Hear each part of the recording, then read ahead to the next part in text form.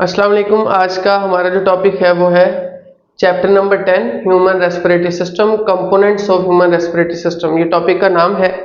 अब हम लोग डिस्कस करेंगे कि हमारा जो ह्यूमन रेस्पिरेटरी सिस्टम है उसके कंपोनेंट्स कितने हैं। तो सबसे पहले आप लोगों को डेफिनेशन पता होनी चाहिए, व्हाट इज रेस्पिरेटरी ट्रैक।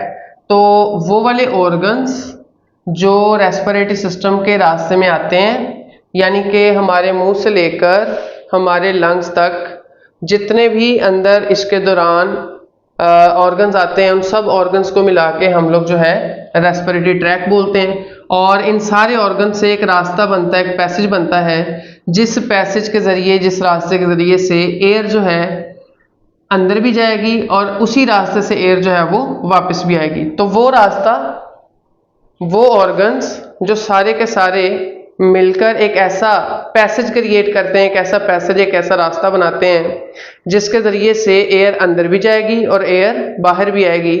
उस सारे के सारे पैसेज को और उन ऑर्गन्स को मिला के हम लोग रेस्पिरेटरी ट्रैक बोलते हैं। अब उससे आगे देखते हैं कि रेस्पिरेटरी ट्रैक जो है इसको डिवाइड किया जाता है दो हिस्सों के अंदर। इसके डिवीजन जो है वो दो है हमारे पास। एक हमारे पास है अपर रेस्पिरेटरी ट्रैक और दूसरे नंबर पर है lower respiratory tract.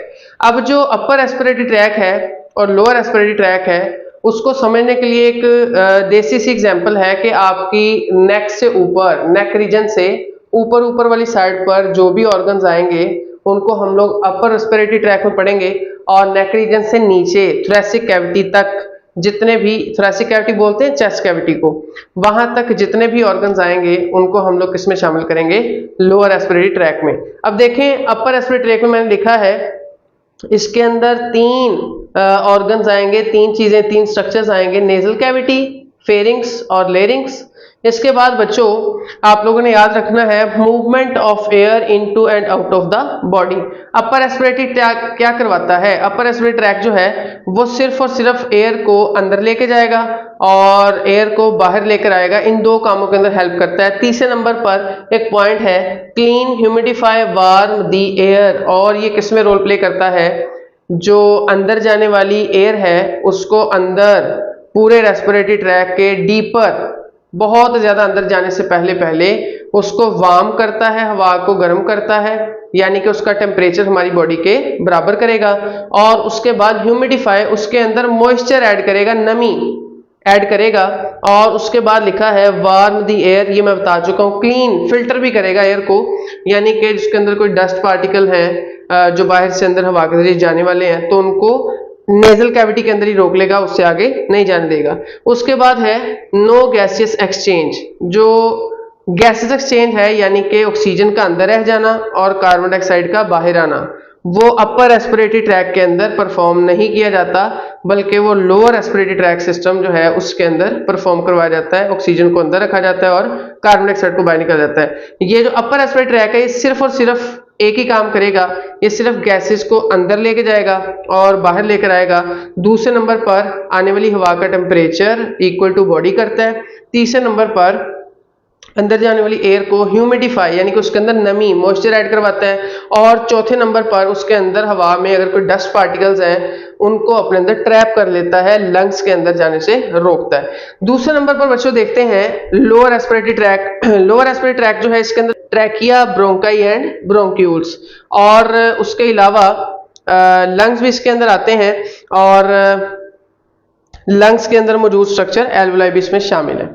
Gaseous exchange occurs hair, यानी कि जो मैंने बात आपको पहले बताई है कि ऊपर वाला जो सिस्टम है अपर रेस्पिरेटरी ट्रैक, उसके अंदर गैस एक्सचेंज नहीं होगी, लेकिन जो लोअर रेस्पिरेटरी ट्रैक है जो आपकी नेक रीजन के नीचे है, थोरेसिक कैविटी तक फैला हुआ है, वहां तक जो लंग्स हैं उनके अंदर एल्वुलाई है। एल्वुलाई आप लोग 10th क्लास में भी पढ़ चुके हैं और पिछले टॉपिक के अंदर भी पढ़ चुके हैं कि ग्रेप्स का जो गुच्छा होता है बिल्कुल वैसे लंग्स के अंदर पाए जाने वाले छोटे छोटे से सैक हैं, थैलियां हैं, उन थैलियों का, उन सैक्स का एक गुच्छा बनता है। उस गुच्छे को हम लोग जो है एल्वुलाई बोलते हैं। वहां पर गैस एक्सचेंज करवाई जाती है, यानी कि ऑक्सीजन को ब्लड में शामिल करवा दिया जाता है और ब्लड से कार्बन डाइऑक्साइड को बाहर निकाला जाता है। This is called gas exchange.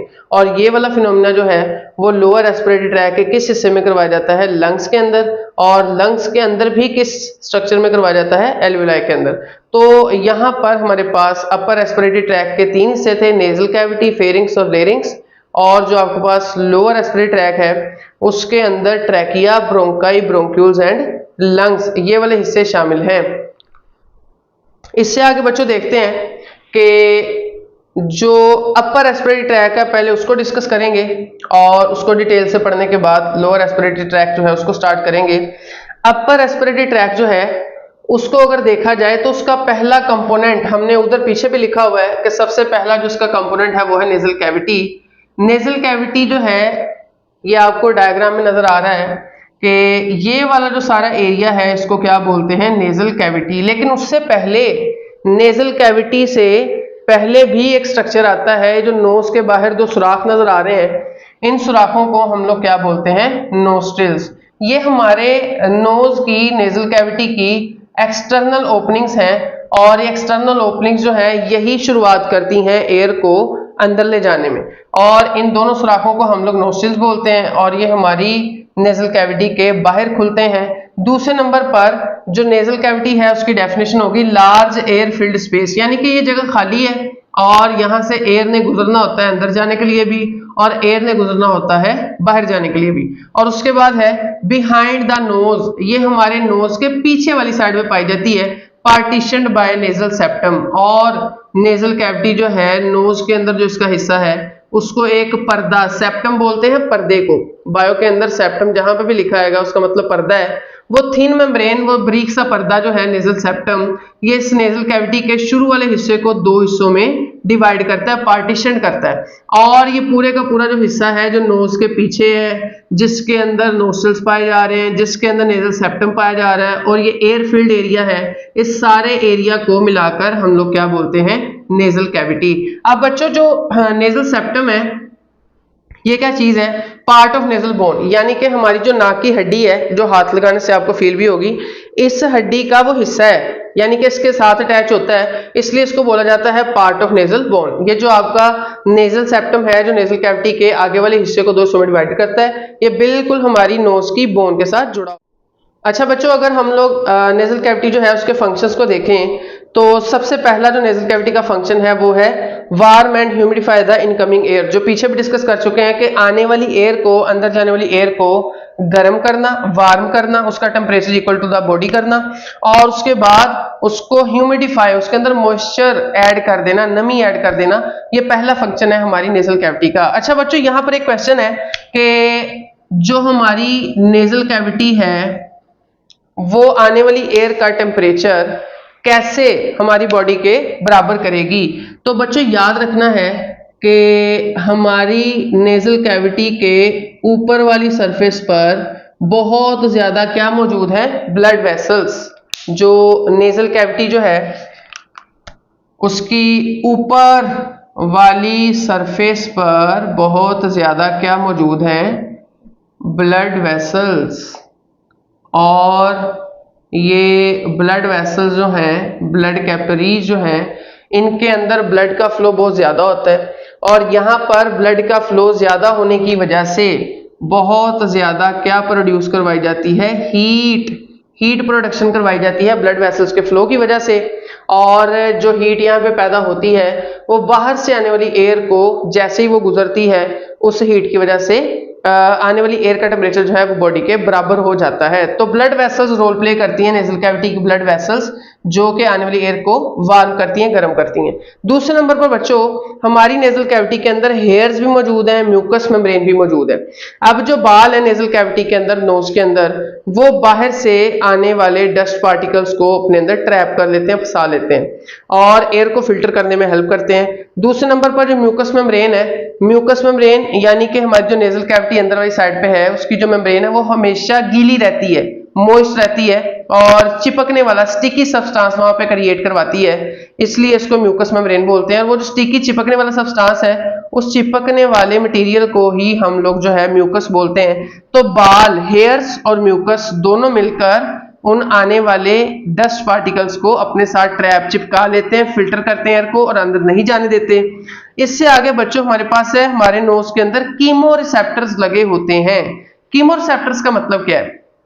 सबसे पहले तो आपको रिसेप्टर का पता होना चाहिए। रिसेप्टर जो होते हैं वो हमारी बॉडी में लगे हुए ऐसे सेल्स होते हैं जो किसी भी स्टिमुलस को रिसीव करते हैं, फील करते हैं। और स्टिमुलस क्या होता है कि ऐसा चेंज जो हमारी बॉडी में रिस्पॉन्स पैदा करवा दे, उसको हम लोग स्टिमुलस बोलते हैं। अब यहाँ पर बच्चों हमारे नोज में जो रिसेप्टर लगे हैं उनको क्या बोलते हैं? कीमोरिसेप्टर्स। कीमोरिसेप्टर जो है हमारी बॉडी में नोज के अंदर जो कीमोरिसेप्टर्स हैं वो दो काम करते हैं। एक तो स्मेल को फील करवाते हैं और दूसरे नंबर पर टेस्ट को फील करवाते हैं। तो ये हमारे चीजों को खाने में, जब हम चीज को खाते हैं तो चीज का टेस्ट भी आता है और चीज की जो है वो स्मेल भी आती है। तो हर चीज, हर फूड, हर खाना जिसको हम खाएंगे उसकी स्मेल के साथ टेस्ट का भी ताल्लुक है। तो नेजल कैविटी में लगे हुए कीमोरिसेप्टर जो है वो दो काम करते हैं। एक तो खाने की स्मेल को जो है प्रोड्यूस करवाते हैं और उसके बाद उसका टेस्ट बनवाते हैं। तो बच्चों यहां तक हमारा टॉपिक था। इस डायग्राम के अंदर अगर देखें तो ये वाला सारा एरिया जो है इसको हम लोग क्या बोलते हैं? Nasal cavity. और ये दोनों सुराख जो है नोस्ट्रिल्स है और दरमियान में जो पार्टीशन लगी है, पर्दा लगा है, उसको नेजल सेप्टम बोलते हैं। और उसके बाद बच्चों हमारे पास ये नेजल कैविटी से पीछे जाने वाला जो एरिया है, इस सारे एरिया को हम लोग फेरिंग्स बोलते हैं, जो कि दूसरा पार्ट है। पहला पार्ट नेजल कैविटी, दूसरा पार्ट फेरिंग्स और तीसरे नंबर पर फेरिंग्स से नीचे जहां पर ट्रेकिया, सांस की नाली स्टार्ट होती है, उससे ऊपर वाला टॉप मोस्ट एरिया जो है उसको हम लोग लेरिंग्स बोलते हैं। तो बच्चों इन तीनों हिस्सों को मिलाकर नेजल कैविटी, फेरिंग्स और लेरिंग्स, इन तीनों को मिलाकर हम लोग अपर रेस्पिरेटरी ट्रैक बोलते हैं। मेरे पास एक मॉडल है और वो जो मॉडल है उस स्ट्रक्चर में आप लोगों को देखने को मिलेगा, ये वाला हिस्सा जो है इसको हम लोग नेजल कैविटी बोलते हैं। नेजल कैविटी के बाद ये जो हिस्सा स्टार्ट हो रहा है इसको फेरिंग्स बोलते हैं। फेरिंग्स के बाद छोटा सा हिस्सा खाली आएगा, उसको लेरिंग्स बोलेंगे। और लेरिंग्स के बाद जो हवा की नाली है, सांस लेने वाली नाली जो है, उसका नाम ट्रैकिया, वो स्टार्ट हो जाएगी। तो यहाँ तक हमारा टॉपिक था। इस टॉपिक के अंदर किसी को कोई भी मसला हो, कोई भी क्वेश्चन है तो वो कमेंट बॉक्स के अंदर पूछ सकता है।